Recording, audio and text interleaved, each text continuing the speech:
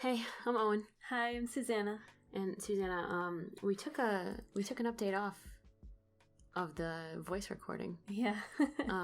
Which was fun. We had a little bit of a birthday celebration. Yeah. Susanna is 34. Yeah, I know, old. What? Officially. I know. What happened? I'll be joining you soon in a couple months. I think 45 days apart. So we had a good time. It was nice to take a little bit of a break this week. Yeah, for sure. Pause some of our other projects and stuff. But we are back. And right in time for this scene. Oh, I've been talking a little bit about how excited I've been to do this scene. But I'm also very exhausted to do this scene. I did not realize how taxing it was going to be, actually. Yeah.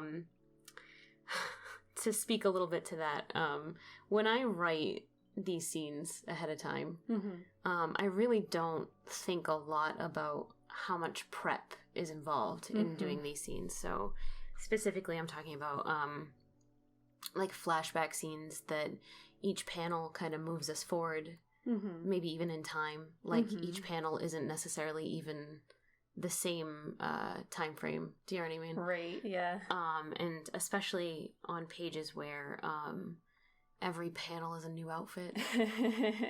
Every panel is a full new background with a new palette and a new color scheme, and there's not much you can do about it. You have to plan. That is what it is. And so there's like a couple hours before you even start sketching that goes into like finding a period appropriate outfit that someone of this personality type might wear, even at the age that they are. Right, especially like in this case, it's out of time for us. Yeah. So it's like we weren't even alive at this time period. So not even close. I don't remember this. No. I can't recall back to this far back in time. This is a good decade, decade and a half on me. Yeah. So yeah, no absolute clue. And it's not even just like, looking up fashion from the 70s. It's also like looking up fashion from the 70s for a certain age group, for a certain occasion, for a certain, you know what I mean? It truly is kind of, and then, in crowd scenes like this, and then it's like a couple, at least for the people who are more closely visible to the front. Yeah.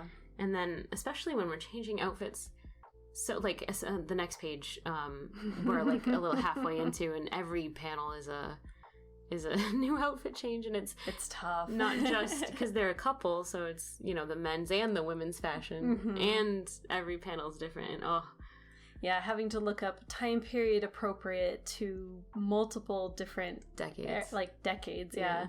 So it's like right now we're flashing back into the early 70s. Yeah, which is a huge time difference. Yeah. So it's going to be like a lot of time in between then and now. Yeah. And it's a lot of research. In some cases it's finding like actual locations. Yeah. It's just it takes a lot of time, and I really truly don't think about that going into it, and sorry about that. That's all right. I actually had a lot of fun with this one just because they meet at a concert. Yeah. So you get to have like a flashback to a concert that I actually looked up concerts in the area, and I looked up who would they actually listen to and where did they play. Yeah. And I had to find like a venue and a place close to where we wanted Eli to be. I love that the venue is it's not just a real place, it's also no longer really in use. Yeah. So it was really big at the time. But is no longer, it's kind of defunct. It's got like some technical issues that they don't use it modernly anymore. Yeah, I was actually really surprised at that, and that kind of made me more fond of it. Yeah, it's really cool. I really like when we get to do research for stuff maybe we don't personally know very much about, to be able to like, obviously like we situate the characters in a certain time because they're a certain age now, and we can speak to that. We know people that age now, and we speak a little bit about our own experiences with people that age, but in trying to relate to them and trying to figure out like where they did come from and trying to kind of put yourself in their shoes, like we get to take a little trip into places we've never been, and also places that we might not necessarily relate to, but we get to do a little research and look some stuff up and see like photos and look through, try to recreate them, and try to flesh them out into something we can draw. And it's cool. I don't know. I have a good time. I really had a lot of fun with this one, and I actually tried really hard to look for photos of the actual concert I wanted them at. Yeah. But they just don't exist online.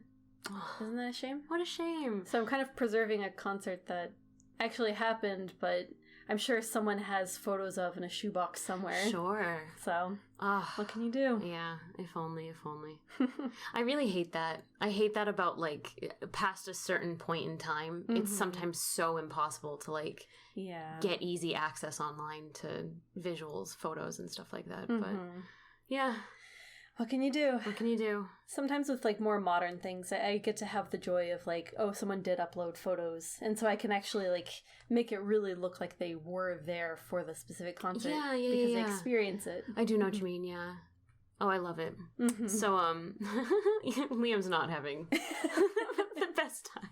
I know. Poor thing. I talked a little bit about on previous episodes that I'm really excited to write this scene. I'm really excited. I've been looking forward to this scene for a really long time. Oh yeah. And part of why I'm so excited for this interaction is, like, not only is this, like, exposition that I was waiting to talk about for a really long time until it, like, felt good to talk about. But also it just really amuses me how allergic Liam is to the conversation and how uncomfortable he is and how, like, desperately both of these people are trying to relate to each other. Yeah. And how they're so far apart in age that it's really like it's they've skipped a generation between them in terms of, like, when Eli should be he's almost like grandparent age. You know what I mean? And easily. So they really just don't get along. And they're trying, they want to get along, but it's just so they do not see eye to eye. And the kind of just discomfort and can we not discuss it? It's just so deeply hilarious to me. So I really I enjoy exploring these. I agree. I really like Eli's dynamic with Liam. Yeah. I really like both of their parents' interactions with them. Yes, yeah. Because I find it really fun to write interactions and draw, in my case. Yeah. But, like, just create interactions between, like, parents and children. Yeah. And I don't know why. It's just such an interesting dynamic. I think it's partially, like, it's good processing. Yeah. Right? Like, I think you and I were talking a little bit about how when we first started Toy, I was already on better terms with my parents than I was at the age that Liam is in the comic. Yeah. Right? So, so I like processing and going back through my memory. Not that Liam is totally autobiographical. It's not, it's not a one-to-one. But going back into my memories and being able to piece apart, like, oh, I didn't like that. You know what I mean? Or, oh, like, that was super unpleasant. No wonder I tried to move out as soon as possible. You know what I mean? Like, stuff like that. To go back and, like, kind of parse them is super cathartic. You know what I mean? And by the time, we sat down and were writing the first pages of Toy, you and I had already moved into our first apartment. Yeah. And my dad had helped us. Yeah. You know what I mean? Had helped us with that process and had been just as awkward and stilted, I think, as Eli was when Eli helped Milo and Liam move into an apartment. And I think we weren't even out then. No. The time, yeah, no. So. yeah, really, truly, like, clearly dating. Yeah. But, like, nobody said it yet, so it was just really awkward. You know what I mean? So, but on such better terms than I had been with my dad for a long time. You know what I mean? Just because he was so cranky. And so, like, I know we bickered a lot, you know what I mean? Especially when we lived together. So, just because we were such opposites that it was, you know what I mean, tough to get along. But that, I had already come to that realization when we were first starting Toy, that he was trying to be helpful. It's just, I didn't find it helpful. You know what I mean? And I think I already kind of was, like, piecing it apart through a super fictional, super exaggerated, super cartoony version of it. You know what I mean? And already kind of in my head thinking about, like, where Liam's story would eventually go to, and how, he would get to this point where he would start to realize that his dad was trying to be helpful. It's just that it's not helpful. Do you know what I mean? And how, I don't know, and how, like, you kind of have to become an adult and leave the house before your parent will even sometimes start to talk to you like you're an adult. You know what I mean? And some parents really do improve after that, and it does make a big difference. And you just got really lucky that your family did have that kind of experience. Yes, I did. I really did. I did find that, you know, once I was mostly interacting with them not in my childhood home, living there, that they spoke to me like I was another adult person. Right. And that was awkward too in its own way, you know what I mean? But it's kind of like an interesting little cross-section of time is when you first start to realize you're being treated like an adult. Yeah, that's definitely true. But you don't like it. Do you know what I mean? And it's like, oh, I don't. Yeah. And I don't love the stories you're telling me about when you were a kid. This is weird. So I don't know. It's obviously different now. But I really like putting that on Liam, and I love his, like, you know, 20-year-old discomfort of like, Dad, I don't super want to talk about this. Just gonna awkwardly stare you down. Yeah. Why are we going through this? It's not really what I came here for, but okay. Aw, I love Eli. I do too. I know he's an awful person, but also I love him. I like awful people. Me too. That's especially fictionally. He's not the worst. No, he's really not. And he is trying. Which is more than, like, you could say for some people. Sure. So good for him. Sure. He's trying. He's definitely. It's a little, I don't know, that's a little extreme to say he's an awful person. He's really not. He could have been a lot worse. Yeah, that's true. You know, like I said, at least he's trying. Yeah, I guess so, yeah. That's the fun about fictional people is, like, you can make them try. Yeah, and you can make them fail. And you can make them improve and grow over time. I think somebody said in one of the comments recently that they like when people who previously thought they were too old to grow are forced to grow. Yeah. And I also really like that. Yeah. I actually really liked that comment too.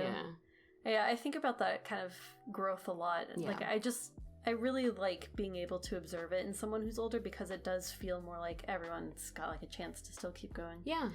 And some people really don't face situations that force them to grow until they are much older. Yeah, that's definitely real. Sometimes you can just, like, exist in a bubble. Yeah, for quite some time. Very many people that would get stuck in that little bubble. For sure. So yeah, and then we get a little bit also of, this is, I think, the end of, because we didn't do an episode for the last page, the end of Matt's interaction for a little bit. Yeah. Oh God, I love that. That page was very slapstick, but I ended up really, really liking it. I know, it was a lot of fun to draw, and especially, like, the middle 3 panels, just getting to draw Liam's reaction. Yeah, that was my favorite part. I really, because I'll thumbnail the page and I'll do, like, a little stick figure or whatever, and it'll be like Liam turns to look, Liam has, like, a reaction, and then Liam turns back to his dad and is like, "Did you just see that? I can't believe that." So fun. I'll maybe, like, write a note like he's affronted or something. You know what I mean? But the expressions really surprise me. Sometimes I don't get to see them until they're quite far along in development, and it's like it goes through, like, 2 levels of translation. Yeah, exactly. And they're so good. I really like the element of surprise that comes from me too. That the art feels like, in some cases, like I get to read it the same as if I were a reader. Do you know what I mean? And I really enjoy that. Well, I'm glad. Yeah. I really like that. I really liked that page, and I really liked that, one little brief more comic relief before we delve into something kind of... Yeah, you don't see Matt, but you know he's there. Yeah. And you get a little bit of an interaction. And don't worry, he didn't want to hear this story anyway. Yeah, no, he's out. He's out. It's all good. He's work to do. Yeah. Way more important things than listening to this. Yeah. So this is the first page we see Reva on. Yeah, finally, at long last. What you've been waiting years for. I've been so excited to do this. I really, Liam's not super comfortable talking about his mom. Yeah. It's kind of come up a couple times in conversation where he's not... really, he just doesn't like it. It's a deep source of discomfort for him. Yeah. So taking this moment, I think, he and his dad have had some time to, like, kind of grow apart in a good way. Do you know what I mean? To kind of establish themselves as not not being in as close proximity, I guess, and to kind of like cool on each other a little bit, to like not have to worry about what the other is thinking or having to impress the father, I guess, you know what I mean? And so it's kind of interesting to see conversations like this start to come up and the opportunity for them to be slightly less uncomfortable, I think. These are the kind of conversations you can have with someone who you're not worried about, like, more immediate worries with them. Do you know what I'm trying to say? Yeah. Where it's like you're not immediately concerned, like, what they think of something that you did today. Yeah. So you can start to process and unravel. I've definitely found myself able to have, like, deeper conversations like this with, like, my parents, for instance. Yeah.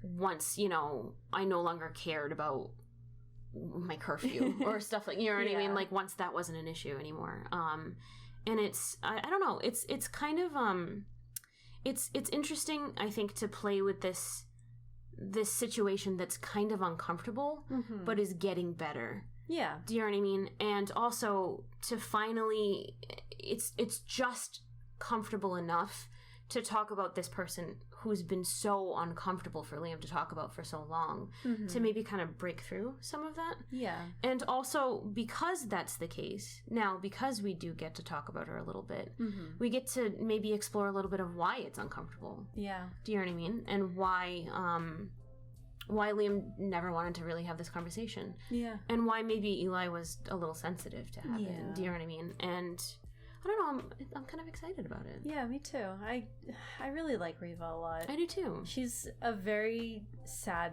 person to me. Yeah. For as, like, she's probably the happiest. Yeah. But also the saddest. I mean, she's happy when we get to see her. I mean, she's been tagged. Every time she's been mentioned in the comic, we've tagged her. Every time she's been in a picture in the background, we've tagged her. Yeah. Every time there's been, like, a kind of stilted conversation had about her, we tag her. But she's never been on a page before, really, except in, like, maybe background photos or whatever. Yeah. And, this is the very first time that we see what she was like in life. And she is very happy, but it's, she's very, I don't know, I think we'll get a little more into it in the next couple pages. Yeah. But yeah, it's just, it's very sad to see this very happy person who's no longer with us. And get to kind of, I don't know, play with it and kind of see why she's affected these people the way that she has.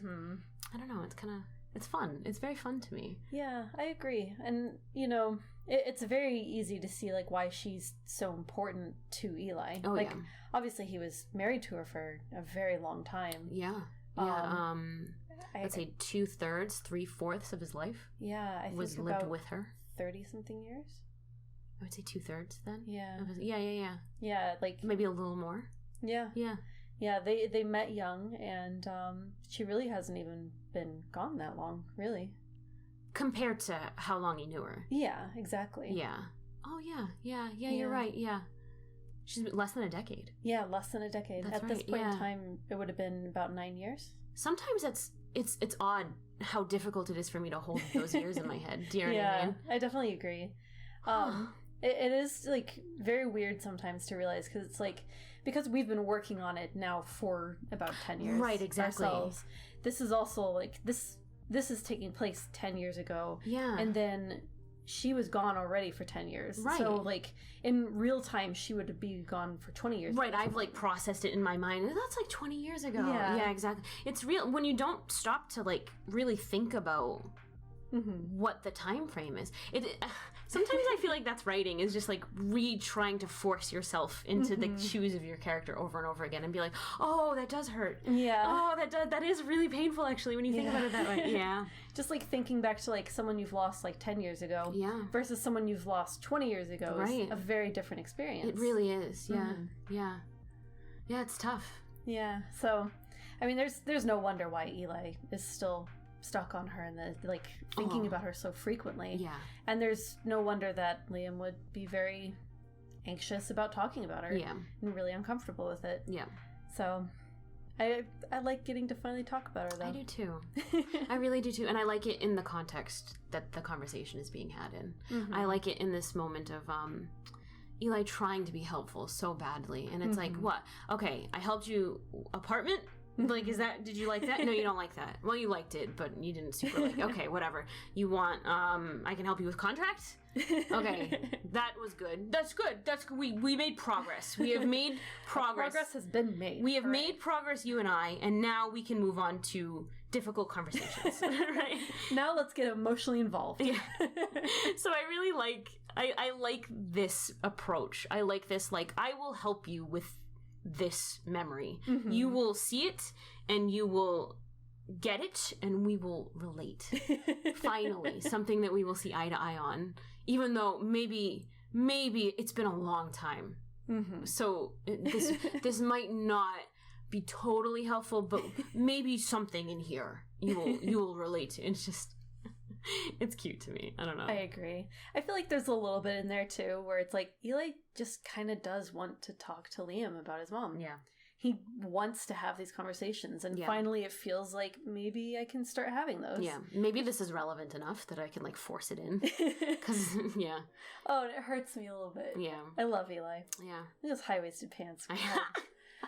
I had to look up so many fashions from this time period. And the second I realized that high-waisted pants were in fashion, I knew I had to go for it. The really tight plaid. The really small plaid and the tucked-in shirt with the, like, really tight-up belt. Oh, God. Oh, I love it. I'd wear it now. Honestly, I think we made the joke, like, 5 times while we were making this page of, like, if Liam could see the flashbacks, oh yeah, he'd be like, oh, do you still have that coat? Yeah, that's a really nice jacket. Can I borrow that?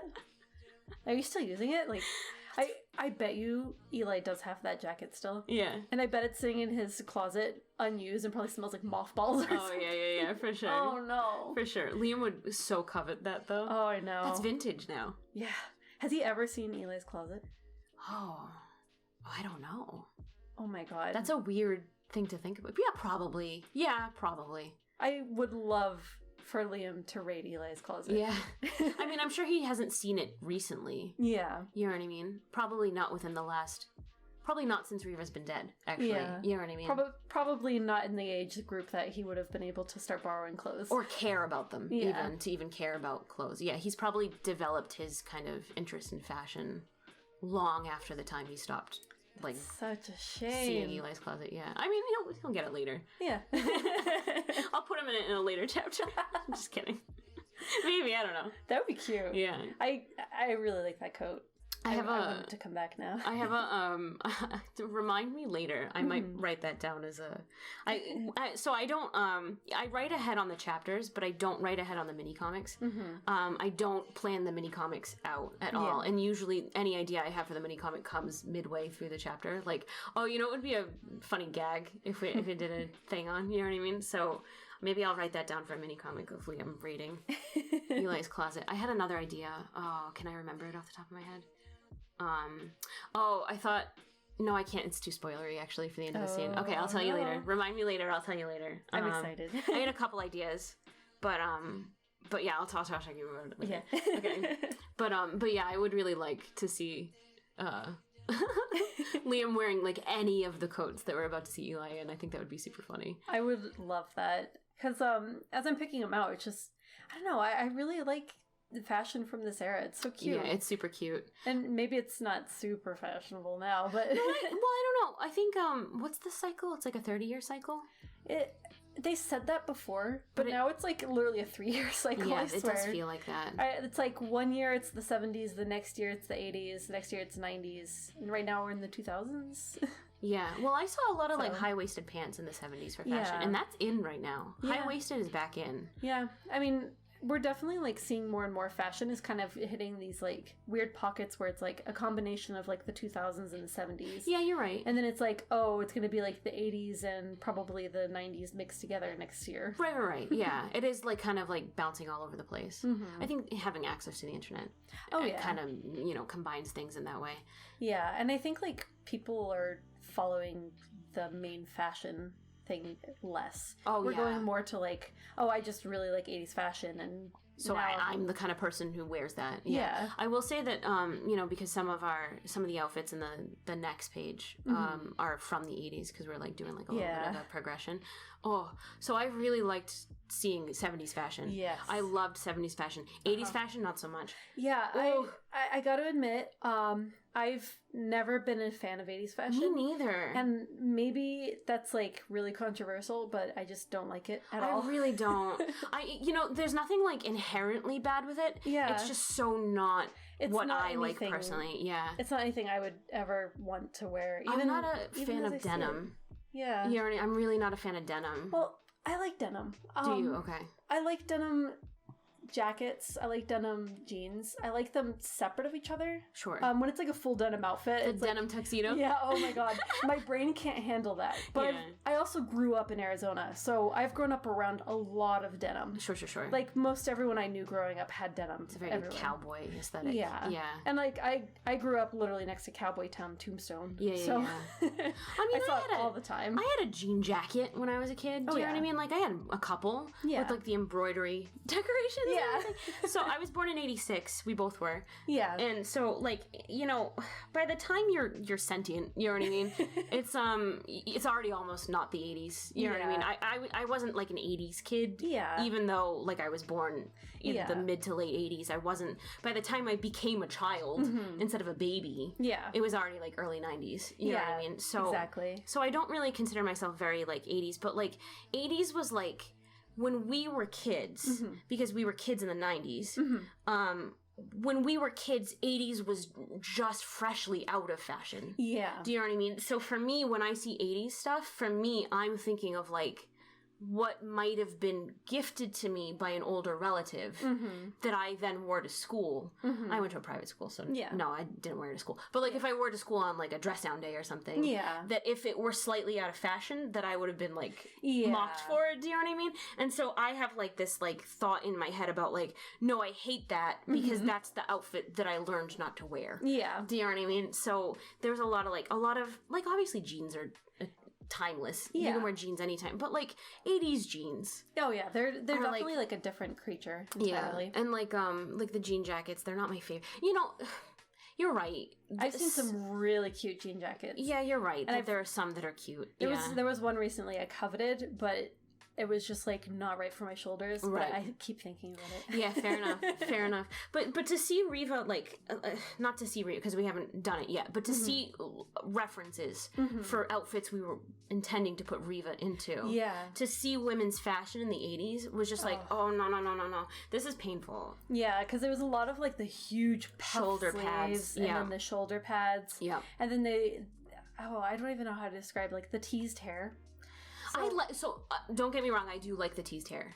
I love the teased hair. I grew up with my mom having her hair teased Mine too. Throughout the 90s. Mine too, yeah. So it's like I grew up with it being something that I was around a lot. Yes. But as I got older and realized the damage it does to your hair. For sure. I, in retrospect, am like horrified you like when I see it. To look at it? Oh, because like she used to tease my hair too, and it's just like I remember pulling it out, and it's like I used to have so many split ends. Yeah. Constantly growing up, and it's like, oh, obviously. I never teased my hair. But it was definitely like something the adults in my life did. Yeah. And now to look back on it, I'm like, that's nostalgic. Yeah. That's cute. I liked the teased hair. I really do. And there's some like pockets of like modern fashion that still incorporate it today that I really love. Yeah. I'm not gonna lie, I really love it. But yeah, I don't know. It is a lot of damage. I wouldn't do it now. I think, like, the other thing, too, is we're talking about, like, early 80s. Sure. So, like, late 80s is kind of a different beast itself. Right, you're right. Because, like, late 80s, it's already getting ready to be the 90s. Yeah, I kind of like late 80s a little bit more because you get a lot of the, like, bright colors and, like, the weird neon shapes. Yeah, as we're going into, like, the more neons. I love neon. Yeah. Still. Me too. Like, I liked that part of the fashion. Yeah. It's definitely the early 80s that, like, before we were born, that it was really, like the power suits.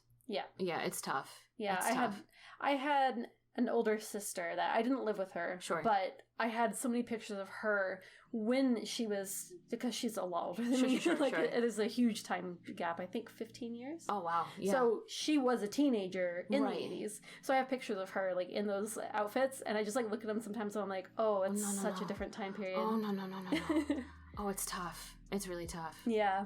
And she's gorgeous. So it's like, at least like she could like carry them off. Sure. But, oh my god. Yeah. Oh god, it's tough. It's really tough. Mm-hmm. But yeah, so that was unpleasant. But the 70s was pleasant to do the research for. It was super, super fun. And I'm so excited like to see Reva and all her little outfits. You know, no, I'm going to be honest with you. Reva, because it's always fun to draw girls. Oh yeah. And girls, I just prefer girls. So that's fun to me. So you can usually find at least something that's like, that's, even if it's kind of dorky, that's fun. That's going to be cute and fun. It'll be fun to see on her. Oh yeah. Eli, though. Oh my god. Poor Eli. The men's fashion that we did reference polls for. Yeah. Oh my god.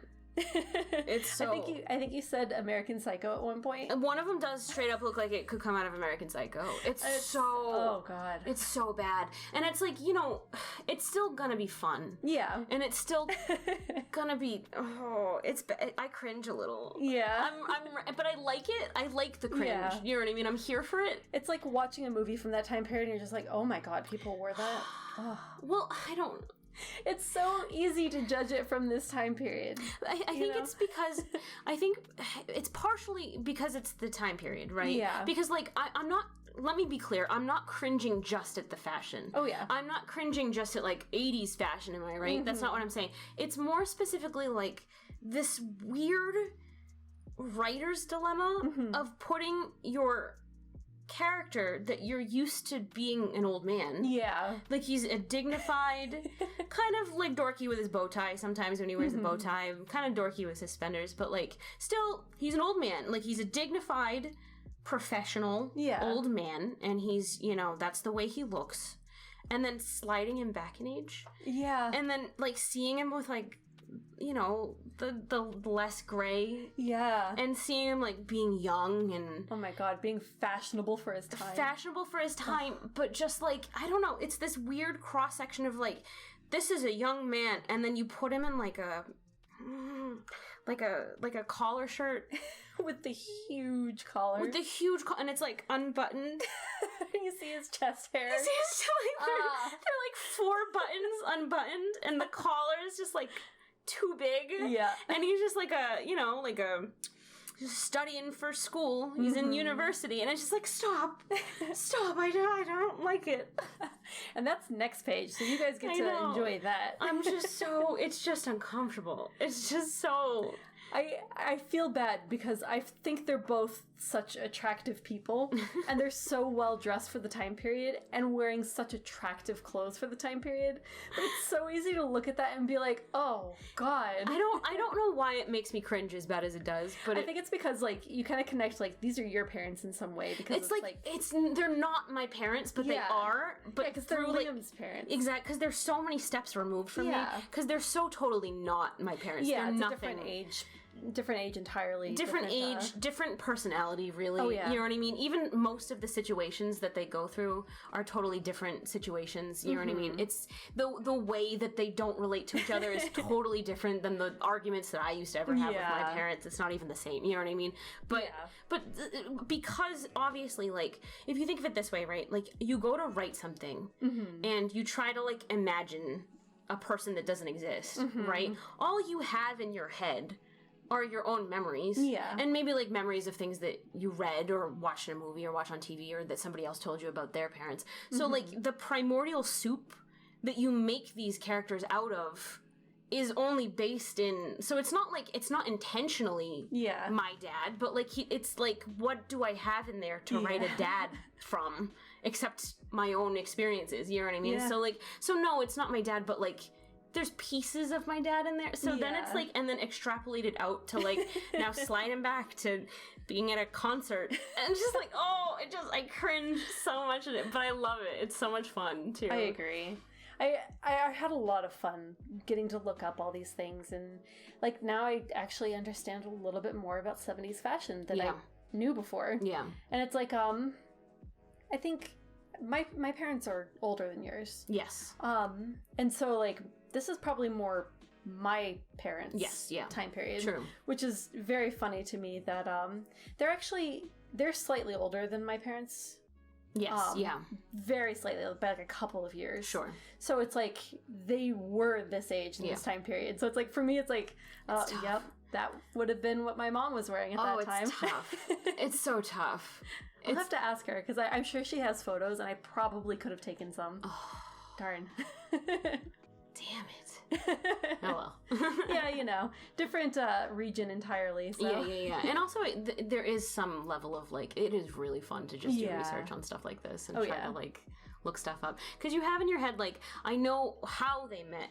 Mm-hmm. But then to, like, put them into the actual space and do the research around, I feel like it also, like, gives you a better understanding of the character, too. Oh, yeah. That, like, you knew, okay, this is how they met, and so that would inform their relationship. Yeah. That would inform the way they got along. That would inform Eli's opinion of her now. Mm-hmm. You know what I mean? I knew these things. Yeah. But I never had, like, a visual for them. Yeah. So, I don't know. I feel like in moments like this, I get to know my own character better. Yeah. Right as it becomes visual. Mm-hmm. Right as, we do the research on what their outfit, because I never pictured them in outfits. Yeah. I never pictured them even in space. You know what I mean? Fair enough. But even to see them actually in their outfits and in this space and, like, going to a concert and what it would even look like, you know what I mean? Like, I feel like I learn a lot about these characters and I get to know them in a way that I didn't really know them before. Yeah, that's definitely true. And I think, like, when I look at this page, I thought it was really interesting that you had just asked me about what Eli looked like without a beard. And it's like, yes, he was already going to be on here without that. So let me see if I remember. I asked you the last time we did an episode that we talked over. Yeah. I asked you to draw him without a beard because I'd never seen it before. Yeah. You've done that since. Yeah. I put that on Patreon. Yeah, so I did the sketch for you, and I was already planning on having them be in their 30s at this point. And so when we went through and did that, I did a drawing of him in his 30s, and then I was like, oh, well, let me age progress him up and also draw him as he's older without the beard. It was really surreal to see. Now, I have to tell you, I have trouble being able to picture someone's face with different hair or facial hair, you know what I mean, in real life, right? Yeah. And I could not picture it without it. And to see it was crazy. Yeah. I'd never had that visual before. Yeah. And I don't know, now even crazier to see him young like this. I don't think you even knew that I gave him high cheekbones. I don't think I even could figure that out. And now that I know it, when I look back, I'm like, oh my god, hell yeah, you did. Yeah. I see it now, do you know what I mean? But, like, to see his face without it blew me away. Like, absolutely astounded me. But also, something I got from it that I didn't realize before, because how could I? Yeah. You gave Liam Eli's jawline. Yeah. And so for the longest time, I always thought, because I'd seen you draw Riva. Yeah. I've seen you draw Riva young, and I've seen you draw her maybe 5 years before the time she died. Yeah. So I have those pictures, and I even have visual memory of them. You know what I mean? So I knew what Riva looked like, but I knew in my mind, oh, Liam looks more like Riva than he does look like Eli. You know what I mean? Yeah. But I didn't realize until you drew Eli without the beard that you'd given Liam his jawline. Yeah. And it's kind of cool. I love these moments where you see how much a blend of the genetics the main character is. Yeah. And then also that the parents are kind of reverse engineered. Yeah. Yeah, I actually had a lot of fun with that too, because that's something that I planned out a long time ago. It was just Santa. It's just not something that I really got to show much, because we've only drawn Riva a few times outside Very of it. seldomly, yeah. And it's I always knew Liam looks a lot like more Riva. like Riva, yeah. And it's supposed to be kind of jarring that when you see her, Liam looks like her. Yeah. But she has a little bit of a chubbier cheek. She has a smaller jawline. A pointier, tinier jaw. Yeah. Yeah, her jaw and chin is a little bit weaker than his. Sure. Where it's he's got his father's strong jaw, but he did not get his father's cheekbones. No, he didn't. Yeah. Poor thing. It's real. I don't know. He has his mother's nose now that I'm looking at too. Yeah.